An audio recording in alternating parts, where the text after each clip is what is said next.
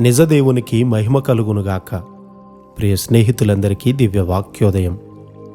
ఈనాటి పాఠ్యభాగము రోమా 9:1. నాకు బహు దుఃఖమును నా హృదయములో మానని వేదనయు కలవు. క్రీస్తునందు నిజమే చెప్పుచున్నాను, అబద్ధమాడుటలేదు. ఇతరులను గూర్చి ప్రార్థించే గొప్ప భారాన్ని పౌలుగారు కలిగి ఉన్నారు.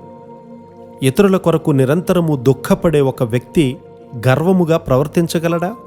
అది అసాధ్యము. ఇది ఒక వేషధారుని యొక్క స్థితి కాదు. నిజంగా దేవునితో నడిచేటువంటి వ్యక్తి ఇతరుల కొరకు గొప్ప దుఃఖాన్ని కలిగి ఉంటాడు. అతడు ఇతరులు కూడా రక్షింపబడాలని కోరుకుంటాడు. కాబట్టి తన మాదిరిగాని తన కుటుంబ మాదిరిగాని సరిగా లేనప్పుడు చాలా దుఃఖపడతాడు. మనలో ఇలాంటి ప్రార్థనా భారము అంతకంతకు క్షీణించిపోతూ ఉంది.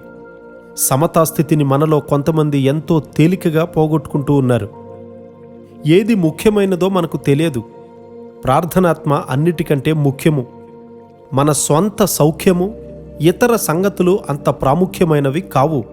మనలను గూర్చి ఇతరులు ఏం మాట్లాడుకుంటున్నారో అనేది ప్రాముఖ్యం కాదు.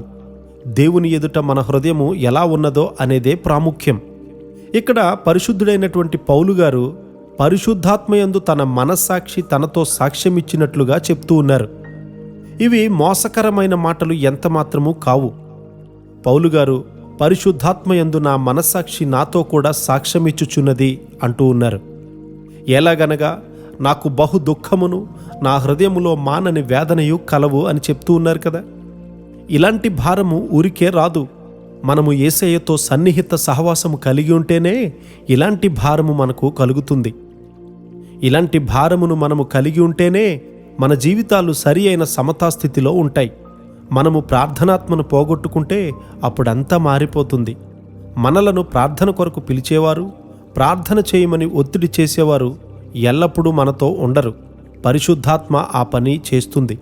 ఇంతవరకు పని చేసింది చాలు, పని ఆపేసి ప్రార్థన చెయ్యి. ఇంతవరకు చదివింది చాలు, చదువు ఆపి ప్రార్థన చెయ్యి. ఇంతవరకు మాట్లాడింది చాలు, ఇక ప్రార్థన చెయ్యి అని పరిశుద్ధాత్ముడు సెలవిస్తాడు. ఆయన మనకు ప్రార్థన నేర్పిస్తాడు. ఆత్మ ప్రేరేపణకు ప్రార్థన విషయంలో లోబడకపోతే మన హృదయము ఇంకా కఠినమైపోతుంది, ఇంకా గ్రుడ్డివారమైపోతాం. ఆత్మల కొరకైన భారము, ప్రేమ కలిగి ప్రార్థన చేస్తే వారు ఆశీర్వాద కారణమవుతారు. ఒక సోమరివాడు ఎన్నటికీ ప్రార్థనాపరుడు కాలేడు. ఒక ప్రార్థనాపరుడు ఎన్నటికీ సోమరివాడు కాలేడు.